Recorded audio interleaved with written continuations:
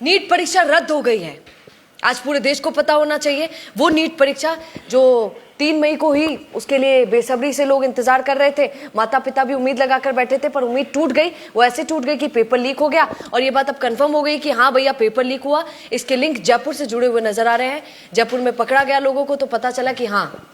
अब यहाँ पर देखिए कितनी बड़ी बात है, पेपर छपने से पहले ही नकल गैंग के पास पहुंच गए थे बायोलॉजी के 90 सवाल और केमिस्ट्री के 35 सवाल। आश्चर्य की बात है कि पेपर छपा भी नहीं था और उनके पास पहुंच गए थे। तो आप सोच सकते हैं कि ये गिरोह कहां तक काम करता होगा और कितने बड़े बड़े लोग इससे जुड़े हुए होंगे।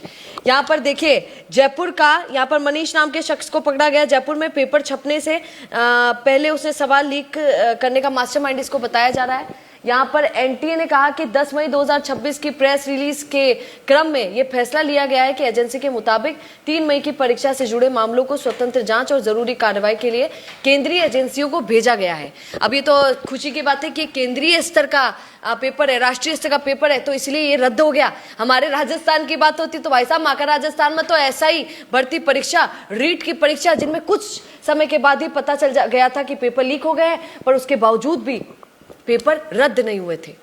क्यों नहीं हुए थे? क्योंकि ये राजस्थान है, वहां पर देश का था पेपर, तो इसलिए हो गया नीट। और अच्छा हुआ कि हो गया। लेकिन इससे एक बात बताइए कि इसमें छात्र छात्राओं की क्या गलती है, उन स्टूडेंट्स की क्या गलती है जो कोचिंग को पैसा देते हैं?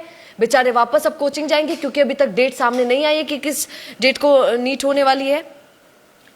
और उनका जो पैसा लगा फॉर्म फिल में, आने जाने में, उसका क्या?